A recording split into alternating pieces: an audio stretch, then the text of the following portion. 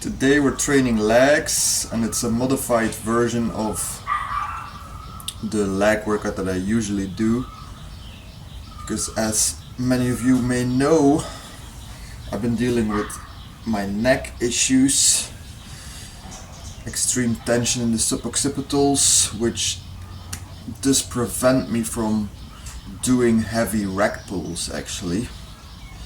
So today I'm starting with calf raise instead of doing it as a last exercise. The past 4 weeks I've been doing that exercise as the last one, and I did cluster sets. And before that, on the previous program, I used to do calf raise as the first exercise. So let's see now if those 4 weeks resulted in some strength gains as well. Yeah, I'm all warmed up. I did the warm-up sets, I mobilized my hips, activated my vastus medialis, and I rolled the tight muscles where necessary. Some active myofascial release of the hip flexors, some adductor rolling. I think we're good to go. So let's get started.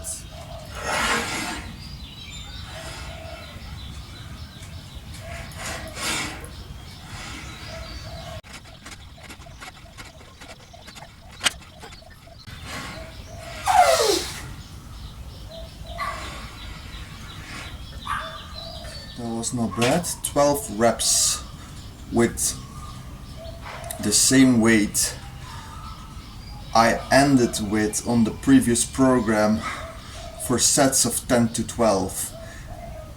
I believe actually the best set I did was a set of 11, so actually I increased my performance with 1 rep, which I didn't expect, because I have not been training for strength in my calves really on this program. The cluster sets were 3 sets, 6 to 8, with no rest in between. So the first set was internally rotated, the second set externally rotated, and then the last set with a neutral stance, just to target every head of the calf as much as possible, to gain some size in there, but it's not really a strength exercise. Of course, you could say the 10 to 12 rep range is also not really a rep range for developing strength, but still, if you can do 1 more rep, your muscle got stronger. So pretty happy with that progress, yeah. Especially also since this is the last week before I deload. So by this time, fatigue may have accumulated as per dual factor theory. Don't know if you heard about this, but the dual factor theory states that fatigue accumulates as you go on training and basically masks the fitness you gain. So while you get stronger over time, you also gain more fatigue over time, and therefore you need to deload to let the fatigue dissipate, and then you come back stronger than before. So normally you would deload when you start to see a decline in performance, because that could just mean that you're fatiguing your system too much. So to avoid overtraining and to get back stronger, you just deload then. But if now I can still perform this well, it might actually be too early to deload. But yeah, gotta go somewhere. And on the other hand, it's not bad to deload a little earlier than needed. It's bad to deload a little later than needed, but you better be safe than sorry, right? Time for set number 2.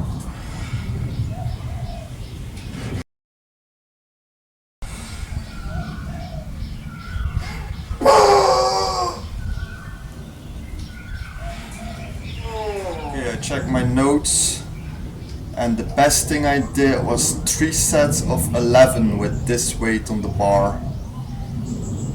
So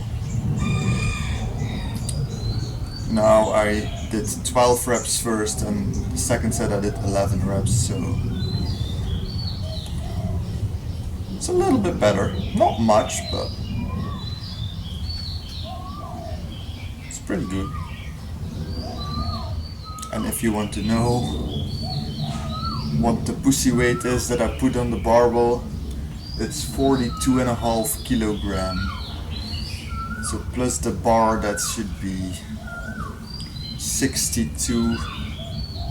The bar is a little bit less than 20 kilos. So about 62 kilo. I know it's not to write home about, but as long we're making progress, right? As long we're making progress, time is at our side.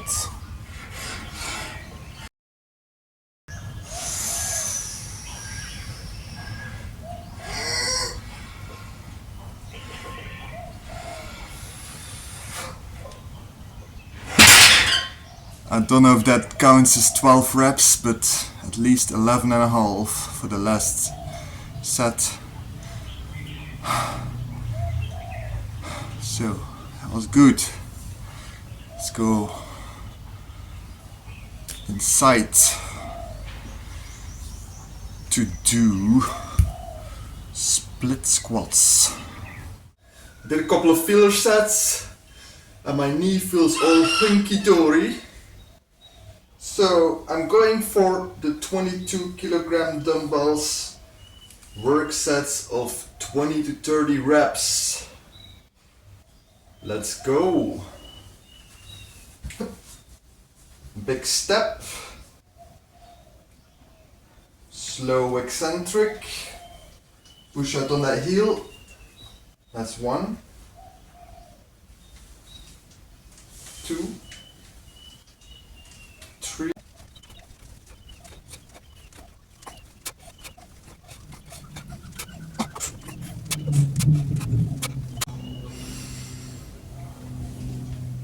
Oh, okay. 25.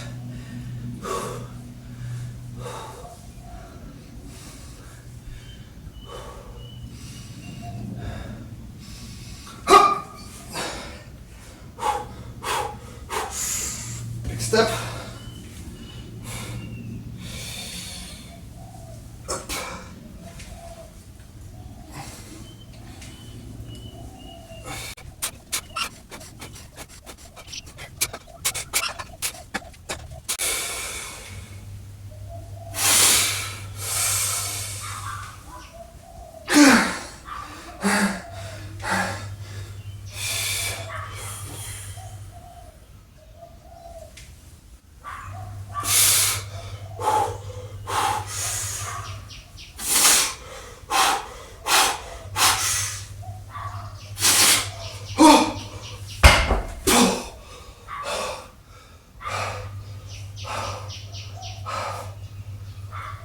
Oh, fuck.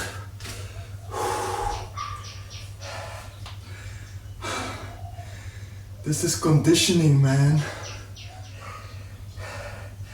I definitely didn't reach local muscular failure, but I'm so out of breath. I have to stop. 25 reps. Oh boy. Oh shit.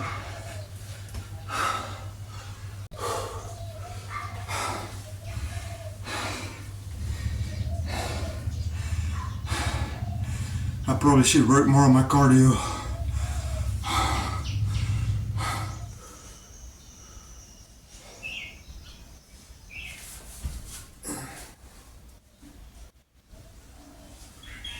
One more set like that.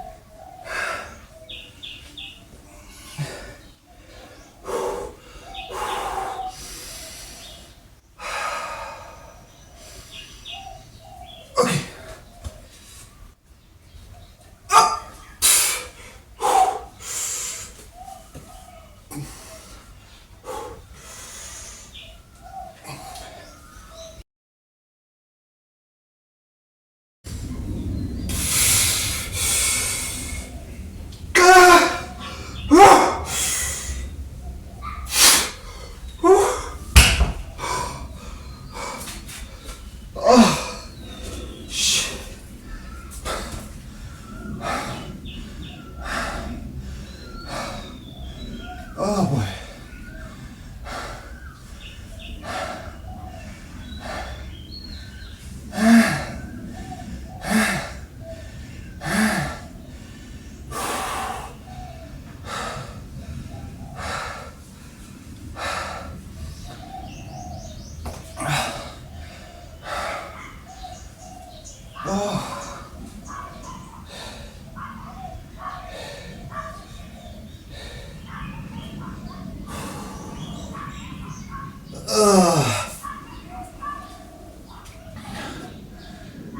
That was headache provoking. Whew. Damn.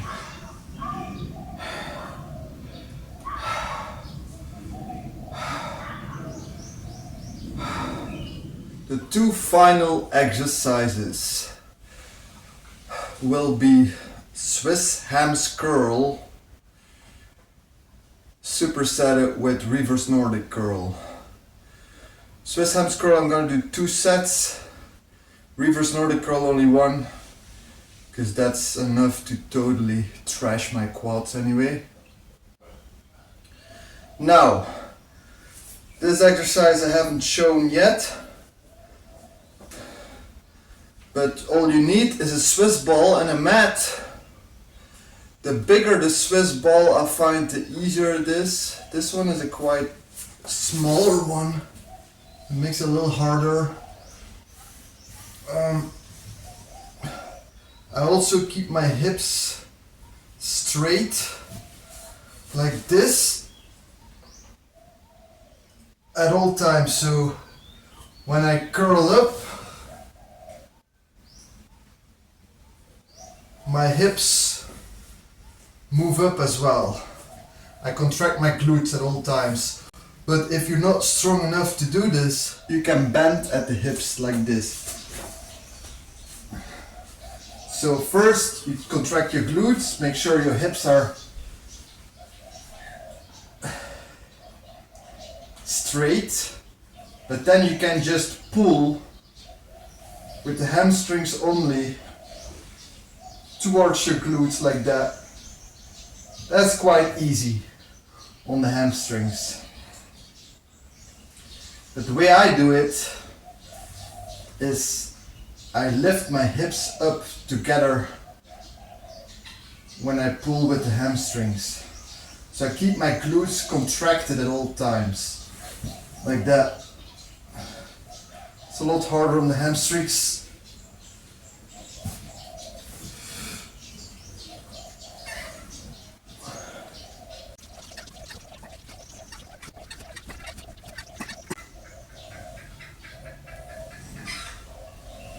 Okay, that's 20 reps.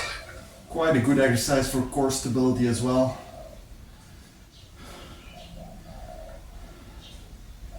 But other than that, a pretty isolated hamstring exercise, I find.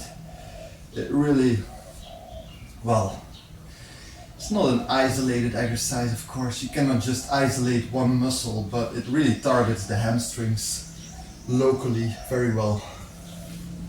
Let's go outside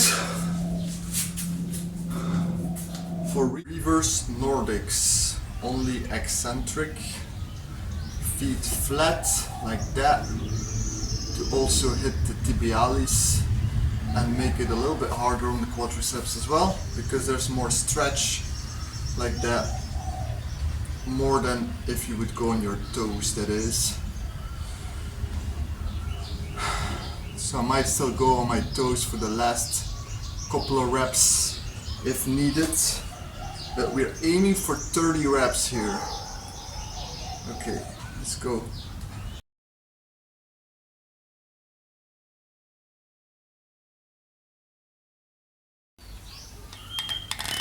Oh, 30.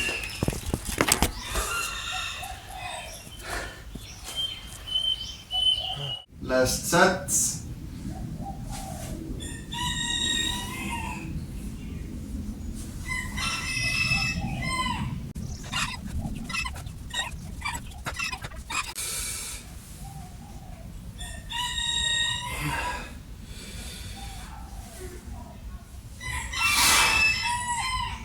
Oh,